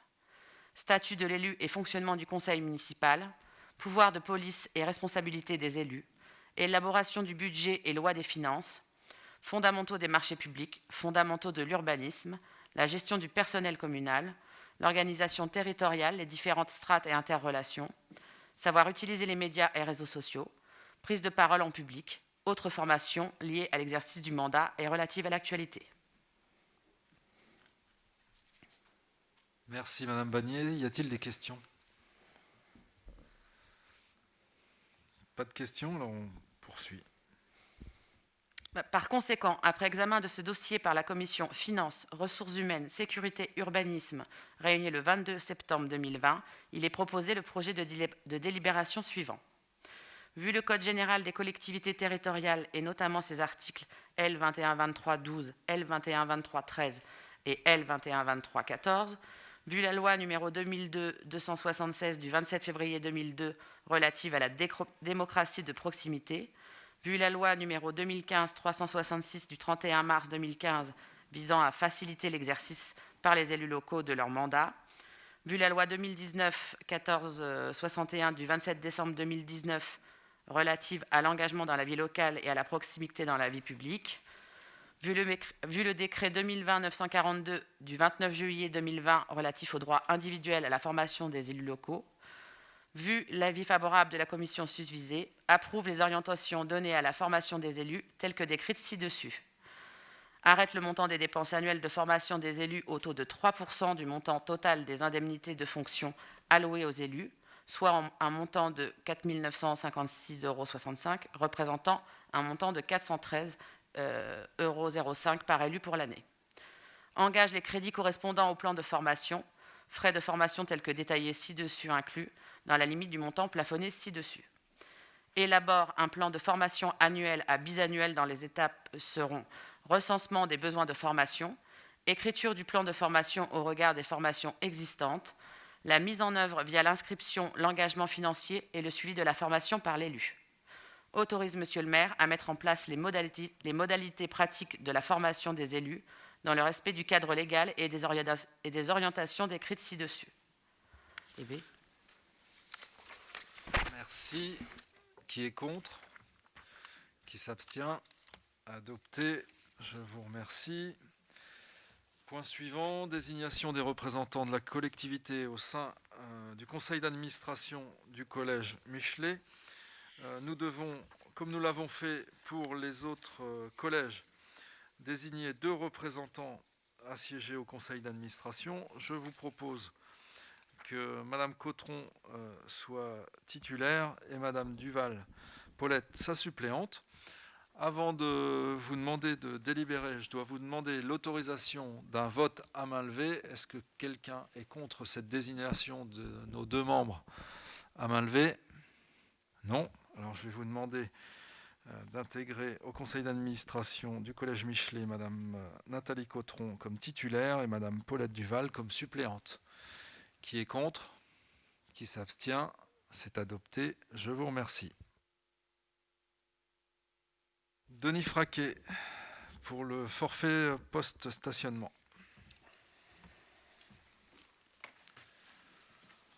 Oui, le forfait post-stationnement, ce n'est plus une amende comme autrefois, que vous aviez une amende, c'était 17 € pour toutes les communes.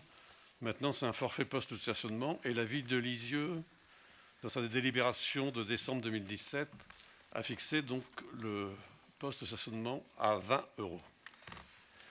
Il faut savoir que le post-stationnement, les recettes, si on peut dire, doivent aller à la collectivité qui a la charge de la mobilité. Donc pour nous, c'est la communauté d'agglomération Lisieux-Normandie qui normalement reçoit donc ces recettes. Donc pour l'année 2019, la part des charges de la ville affectée directement à la gestion du forfait post-stationnement s'élève à 409 657,72 €. Et les recettes de post-stationnement s'élèvent à 264 258,31 €. Donc, ce qui veut dire que nous sommes déficitaires. Donc, il vous est proposé, en accord avec la communauté d'agglomération Lisieux-Normandie, pour l'année 2019, puisqu'il s'agit de l'année 2019, on doit prendre une décision avant le 1er octobre, de ne pas reverser de recettes à la communauté d'agglomération Lisieux-Normandie. Est-ce qu'il y a des questions? Madame Walter. Écoutez, c'est effectivement un dossier dont j'ai entendu parler à l'agglo, mais pas complètement dans les termes qui viennent d'être présentés. Donc je pense que ça va être intéressant parce qu'on va pouvoir approfondir les choses.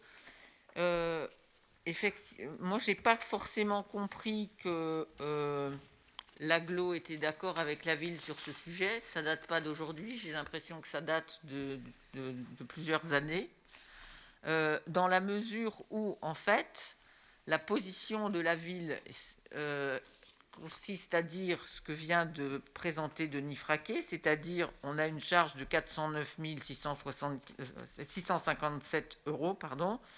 Cette charge étant plus importante que les recettes que nous percevons, il y a une charge de la ville et donc on ne va pas reverser dans ces conditions à l'agglo. En gros, j'ai compris que c'était le raisonnement.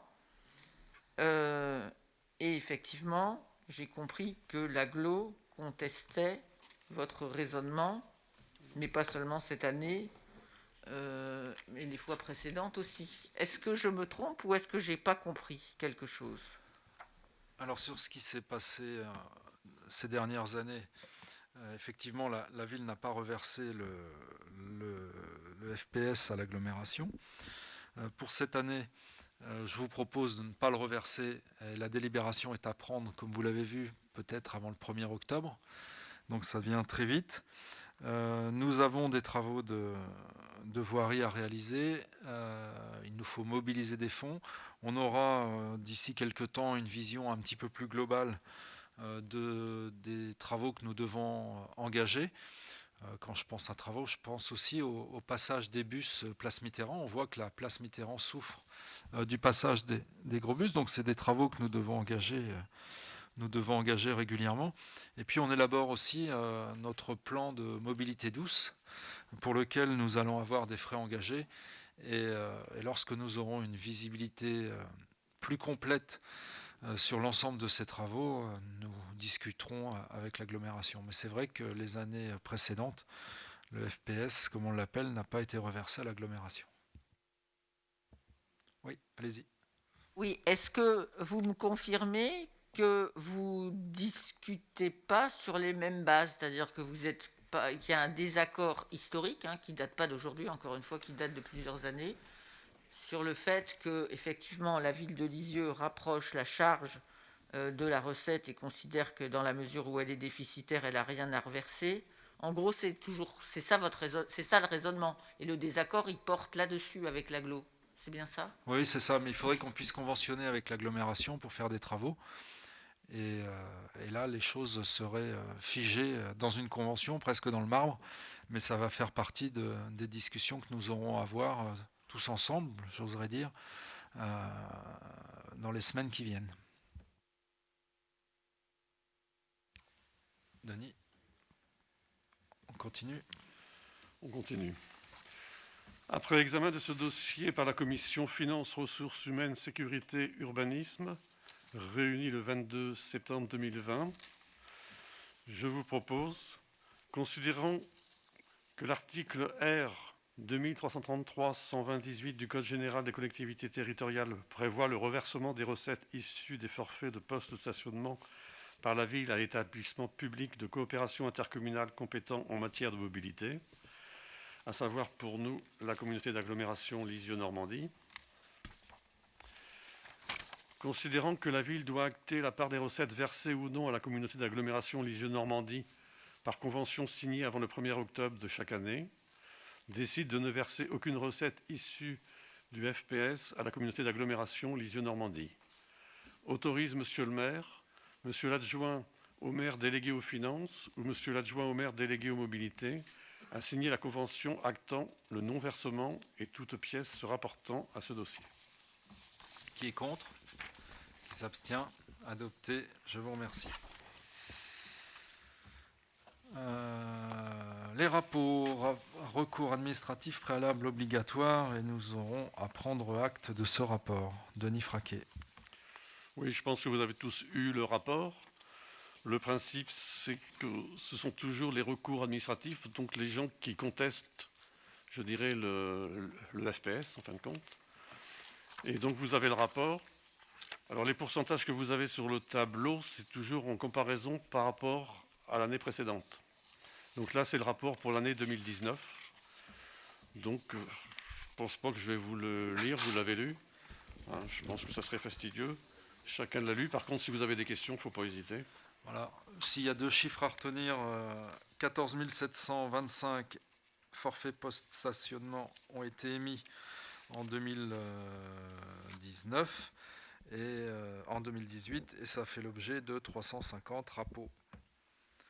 Donc les rapports sont des réclamations auprès des services. Et vous avez dans une des annexes les rapports formulés par les habitants hors commune ou dans la commune.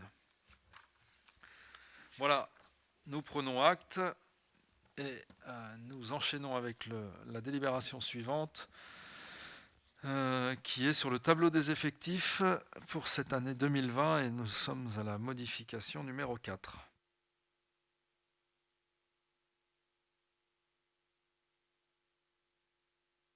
Excusez-moi, je n'avais pas branché le micro. Donc les modifications à prendre en considération sont les suivantes. Donc c'est suite à la réorganisation d'abord du cabinet de la communication événementielle et à la transformation du poste d'assistant de cabinet en poste de chef de projet attractivité et événementiel et à la transformation du poste de chef de projet communication numérique en poste de chargé de mission démocratie participative. C'est les 2 premières modifications. L'autre modification, c'est l'ouverture du poste responsable du pôle travaux, donc un grade d'ingénieur. Actuellement, c'est sur des postes de titulaires et c'est pour pouvoir l'ouvrir au poste contractuel. Donc ce sont les 3 modifications. Il n'y a aucune augmentation de personnel, c'est uniquement des transformations de postes. S'il y a des questions. Pas de questions. On y va. Non, c'est juste une question ponctuelle sur le poste d'ingénieur. Vous n'arrivez pas à recruter au concours ou vous êtes obligé, au regard de la spécialité du profil que vous souhaitez, de choisir un contractuel, ou c'est une autre raison? Non, il y a eu différentes candidatures et la candidature qui a été retenue, c'est une personne qui était déjà à la mairie et qui est contractuelle.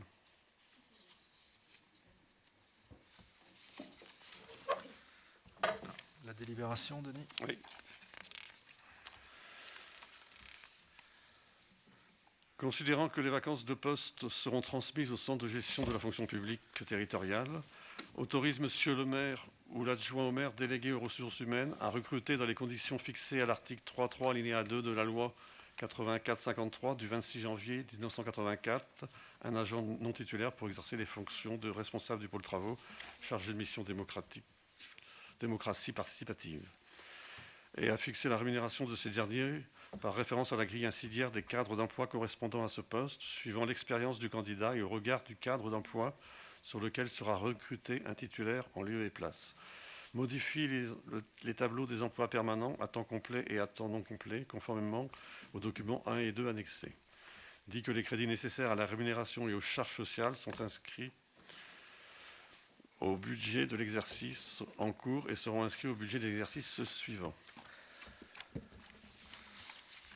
Merci Denis. Je vais vous demander de voter. Qui est contre? Qui s'abstient? Adopté. Je vous remercie.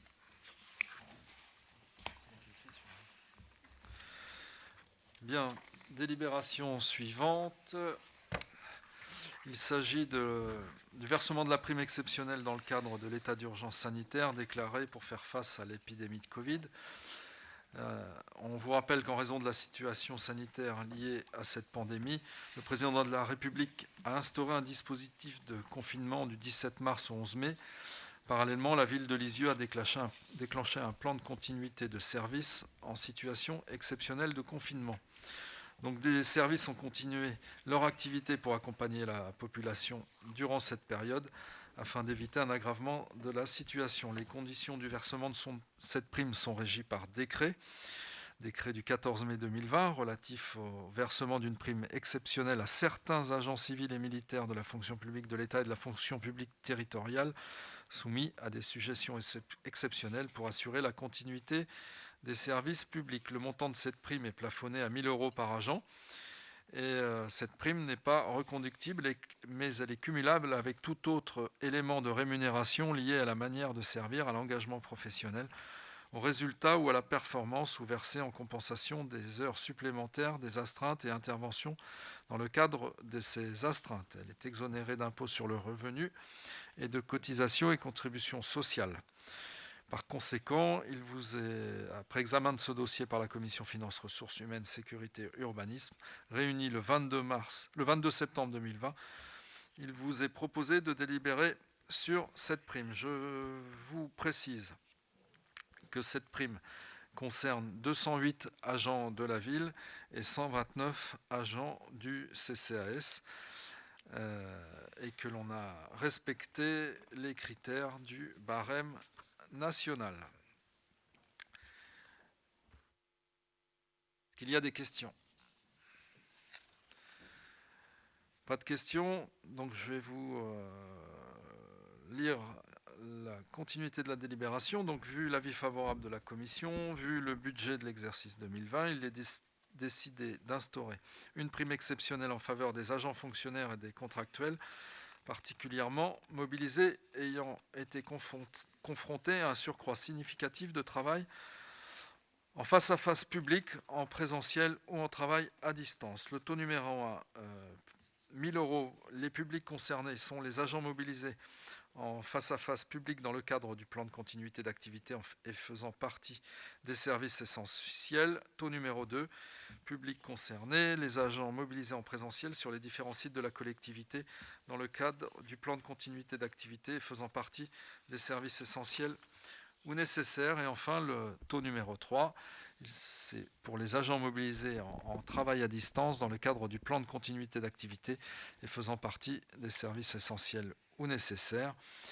Le montant attribué pour un même taux pourra varier en fonction des conditions de travail, du nombre de jours travaillés et des missions exercées en lien avec la crise sanitaire au regard du plan de continuité d'activité. Vous devez donc m'autoriser ou l'adjoint au maire délégué aux ressources humaines à fixer par arrêté individuel le montant perçu par chaque agent au titre de cette prime exceptionnelle dans le respect des principes définis ci-dessus.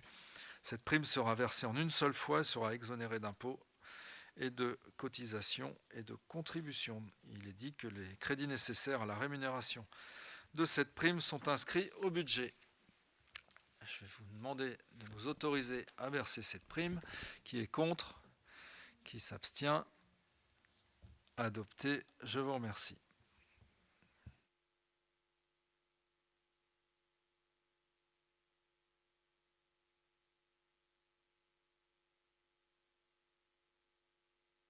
Délibération suivante, la 94, Monsieur Othon, pour la conclusion de contrat d'apprentissage. À la suite des délibérations du 12 juillet 2004, du 25 septembre 2018 et du 17 septembre 2019, la ville de Lisieux accueille des apprentis au sein des espaces verts, de la restauration municipale, des pompes funèbres municipales et du service bâtiment. Au regard du bilan positif de ce dispositif au sein de la collectivité et à la réussite des apprentis à l'obtention de leur diplôme, la ville de Lisieux souhaite pouvoir étendre la possibilité de conclure des contrats d'apprentissage au sein de l'ensemble des directions et services de la ville. L'apprentissage permet à des personnes âgées de 16 à 29 ans, travailleurs handicapés, pas de limite d'âge supérieure d'entrée en formation, d'acquérir des connaissances théoriques dans une spécialité et de les mettre en application dans une collectivité territoriale. Cette formation en alternance est sanctionnée par la délivrance d'un diplôme ou d'un titre. Cette démarche nécessite de nommer un maître d'apprentissage au sein du personnel. Celui-ci aura pour mission de contribuer à l'acquisition par l'apprenti des compétences correspondant à la qualification recherchée ou au titre ou au diplôme préparé par ce dernier. Le maître d'apprentissage disposera pour exercer cette mission du temps nécessaire à l'accompagnement de l'apprenti et aux relations avec le CFA, Centre de formation des apprentis. Enfin, ce dispositif s'accompagne d'aides financières, fonds d'insertion des personnes handicapées dans la fonction publique et d'exonération de charges patronales et de charges sociales. Le coût de la formation de l'apprenti dans les CFA qui l'accueillera restera à la charge de la collectivité. La loi 2019-828 de la transformation de la fonction publique du 6 août 2019 prévoit que le coût pédagogique est pris en charge à 50% par le CNFPT pour des contrats conclus à partir du 1er janvier 2020. Au regard des bilans dans chacun des secteurs et de la dynamique du bassin d'emploi pour les jeunes sur le territoire, il apparaît nécessaire de revoir ce dispositif. Merci Vincent. Est-ce que vous avez des questions? Oui, Madame Walter. Oui, j'ai juste pas compris ce que voulait dire exactement et précisément la dernière phrase. J'ai tout compris le reste, mais la dernière phrase, je vois pas à quoi ça correspond. C'est celle qui commence au regard et qui finit par dispositif? C'est ça? Eh bien, ça résume que l'on modifie le dispositif qui était mis en place par la ville, qui n'était pas étendu à l'ensemble des services. Voilà. Et donc, on le fera en lien avec le bassin d'emploi lexovien. Pas d'autres questions? Vincent? Par conséquent, après examen de ce dossier par la commission Finances, Ressources humaines, Sécurité, Urbanisme, réunie le 22 septembre 2020, il est proposé le projet de délibération suivant.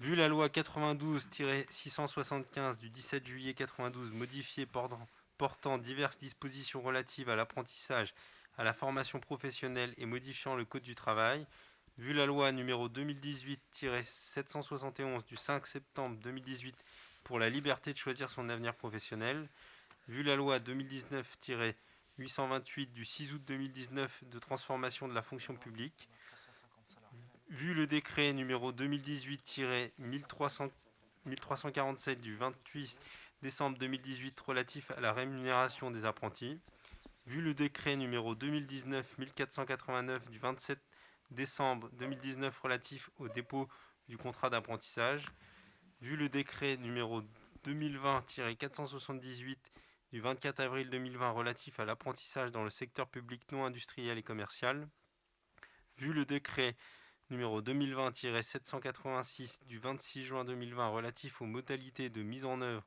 de la contribution du Centre national de la fonction publique territoriale au financement des frais de formation des apprentis employés par la collectivité territoriale et les établissements recevant du public, en relevant, vu l'avis du comité technique en date du 21 septembre 2020, vu l'avis favorable de la commission susvisée, dit que les crédits nécessaires ont été inscrits au budget primitif 2020 et seront inscrits au budget des exercices suivants, décide de pouvoir conclure des contrats d'apprentissage au sein de l'ensemble des directions et services de la ville, autorise monsieur le maire ou monsieur l'adjoint au maire délégué aux ressources humaines à signer tout document relatif à ce dispositif et notamment le contrat d'apprentissage ainsi que la convention à conclure avec le centre de formation d'apprentis. Merci Vincent. Je vais vous demander de nous autoriser à recruter des apprentis dans tous les services. Qui est contre? Qui s'abstient? Unanimité. Je vous remercie de cette unanimité. Je voudrais juste préciser que cette délibération n'arrive que maintenant parce que nous n'avons pas eu depuis le 5 juillet de comité technique et que pour recruter des apprentis, il faut obligatoirement un passage en comité technique. Dire aussi que nous accueillerons avec les 430 agents de la ville et ou les 150 agents du CCS, Madame le maire adjoint, des apprentis sur tous les métiers qui nous concernent. Et je crois que c'est une grande fierté et un bonheur d'ouvrir, après cette prise Covid, à nos jeunes des postes d'apprentissage qu'ils n'ont peut-être pas réussi à trouver facilement pour cette rentrée de septembre 2020. Et donc je voulais vous remercier de cette belle unanimité. Denis Fraquet, rétrocession de concession. Oui, donc ce n'est pas le principal sujet du jour, mais vous avez un couple qui avait pris une concession en 2012 pour 30 ans et qui a choisi en fin de compte de concevoir sa fin de vie différemment. Les enfants étaient loin, ils se disent qu'une tombe ne sera pas entretenue, donc ils préfèrent un autre système, la crémation. Donc ils ont demandé le remboursement de nous rétrocéder en fin de compte la concession. Donc il faut savoir qu'il n'y a qu'une partie qui est possible, les 2 tiers, puisqu'il y a le tiers qui est versé au CCRS, on ne peut pas le rétrocéder. Donc c'est en fonction bien sûr du nombre de jours dont ils ont bénéficié et du nombre de jours qui restent à venir. Enfin tout ça c'est pour vous demander de leur rétrocéder 114,10 €. Donc c'est quand même pas la délibération du siècle.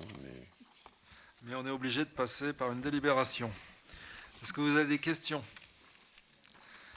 Pas de questions. Je vais vous demander de voter. Qui est contre? Qui s'abstient? Je n'ai pas lu la délibération, mais c'est pas grave. On a bien compris.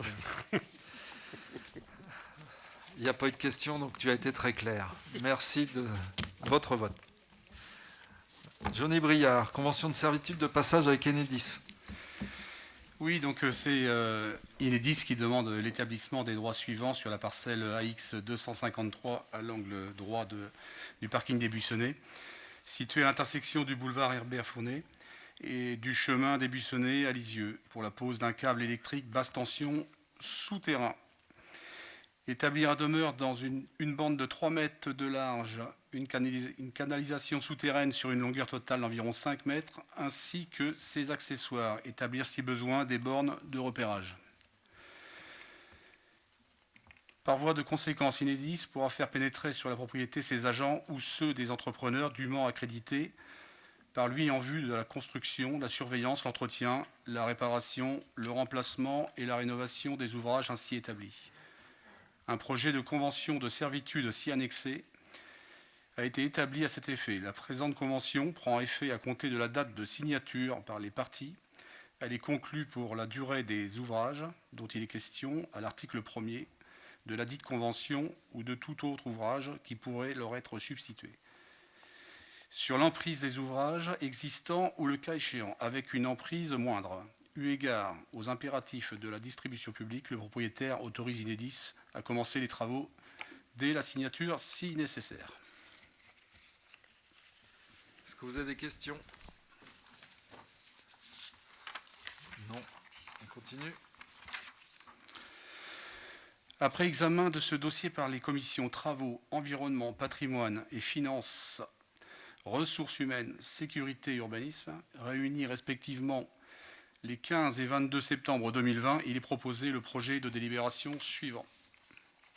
Vu le Code général des collectivités territoriales, vu le projet de convention s'y annexé établi par Enedis, vu l'avis des commissions subvisées, considérant l'intérêt public de cette opération, approuve le projet de convention s'y annexé, demande à Enedis l'établissement d'un acte authentique devant notaire, les frais restant à la charge d'Enedis. Dit que la présente servitude est consentie à titre gratuit. Autorise Monsieur le maire, Monsieur l'adjoint au maire délégué à l'urbanisme, Monsieur l'adjoint au maire délégué aux travaux à signer la présente convention et tout document se rapportant au dit dossier. Autorise Monsieur le maire, Monsieur l'adjoint au maire délégué à l'urbanisme ou Monsieur l'adjoint au maire délégué aux travaux à intervenir à la signature de l'acte authentique. Merci Johnny. Je vais vous demander de voter. Qui est contre? Qui s'abstient? Adopté. Je vous remercie. Cindy Mangeant demande de concours financier de l'État pour l'équipement numérique des écoles primaires publiques lexoviennes. C'est un dossier qui vous avait déjà été présenté et on est maintenant au carré pour la délib.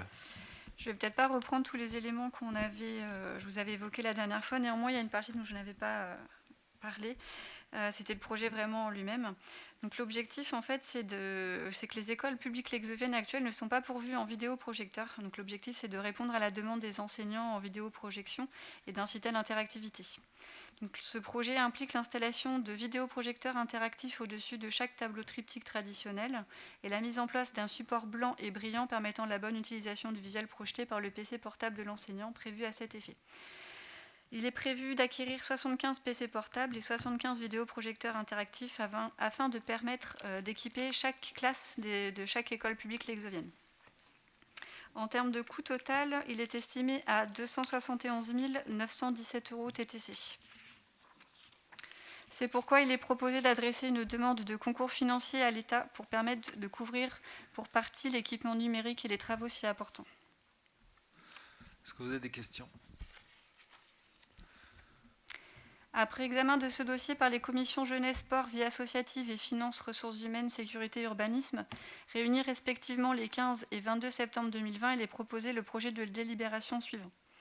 Vu le CGCT et notamment les articles L 2334-42 et R 2334-39, vu l'avis favorable des commissions susvisées, dit que les crédits correspondants seront inscrits au budget de l'exercice 2021, sollicite l'aide financière de l'État, notamment au titre de la dotation de soutien à l'investissement public local pour l'année 2021, autorise Monsieur le maire à solliciter les subventions proposées dans le cadre de la DSIL au taux le plus élevé et à signer toutes les pièces se rapportant à ce dossier. Merci. Je vous demande donc l'autorisation de solliciter la DSIL. Qui est contre ? Qui s'abstient ? Adopté. Je vous remercie. Cindy Mangeant, mise en œuvre du dispositif petit déjeuner. Il s'agit d'un dispositif qui était déjà en place depuis l'année dernière, en convention entre la ville et l'éducation nationale.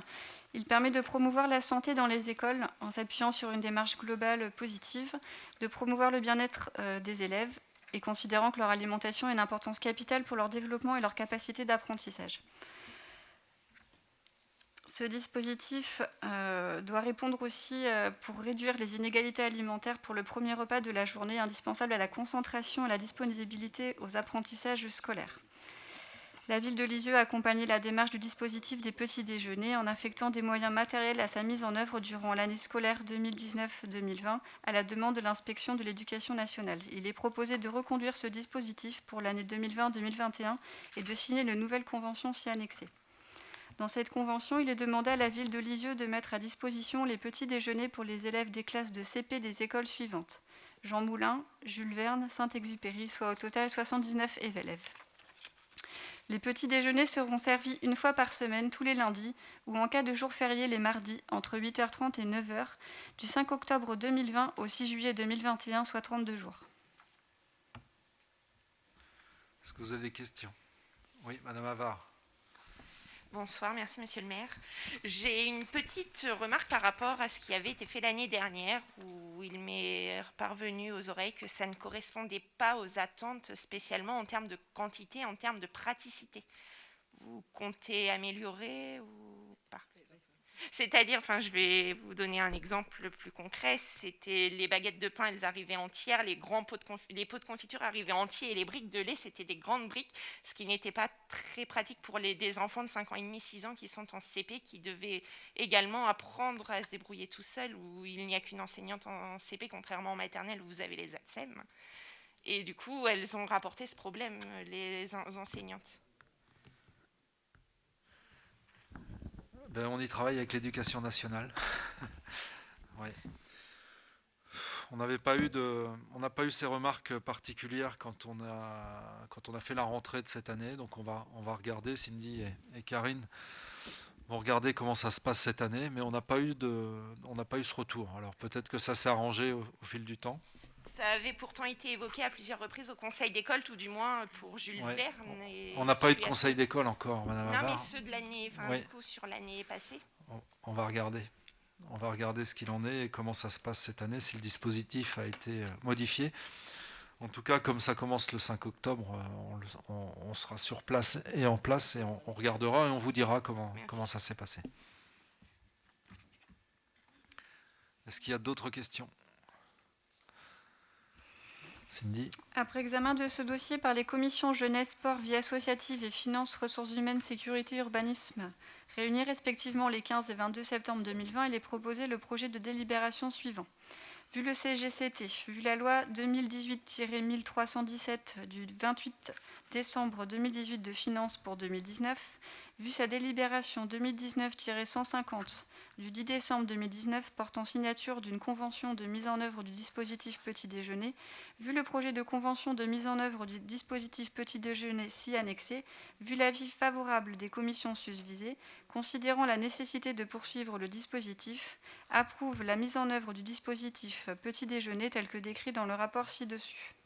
Autorise Monsieur le maire ou Madame la conseillère municipale déléguée à la réussite éducative à signer la convention, ses éventuels avenants ainsi que tout document se rapportant à ce dossier. Merci. Qui est contre? Qui s'abstient? Adopté. Je vous remercie.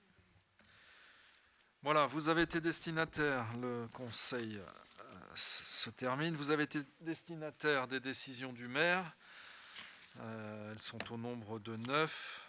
Elles ont été prises depuis le dernier conseil municipal. Ce compte-rendu a également été distribué dans la salle. Pour conclure, je vous rappelle les prochains rendez-vous. L'événement 60s revient les 10 et 11 octobre prochains, place Mitterrand, pour la 4e édition, qui s'annonce prometteuse à condition que le Covid ne s'en mêle pas. Il y aura de nombreuses animations qui seront gratuites et proposées tout au long du week-end. La semaine suivante, les 16, 17, 18, 19 octobre, venez rencontrer les nombreux artistes locaux qui seront pour l'occasion de l'événement Lisieux en Art, un nouvel événement, un événement gratuit et ouvert à tous, qui se tiendra pour sa première édition à la Halle Saint-Jacques.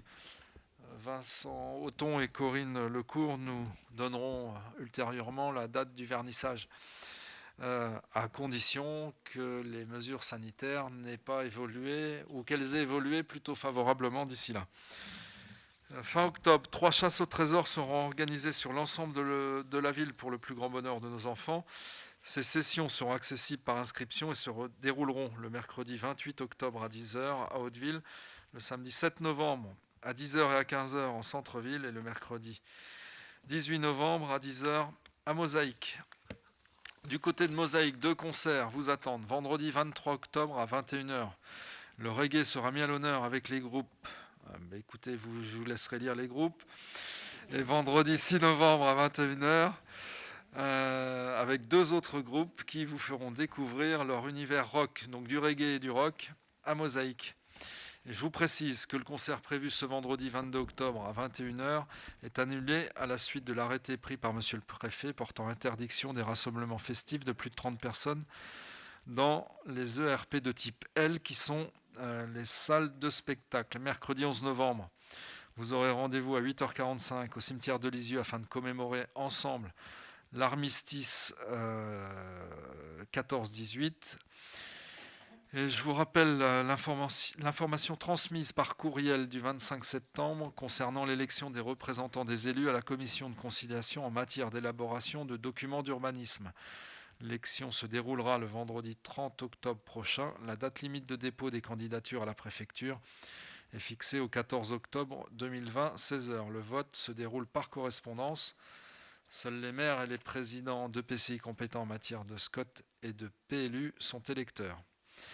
Et enfin, pour conclure, veuillez prendre note que le prochain conseil municipal se déroulera lundi 16 novembre, ici même à 20h. Voilà pour ce qui est des communications. Je souhaite à nos visiteurs qui sont dans la salle, mais aussi à tous les internautes qui nous regardent avec le Facebook Live, une bonne soirée et à vous tous un bon retour dans vos foyers. Merci beaucoup.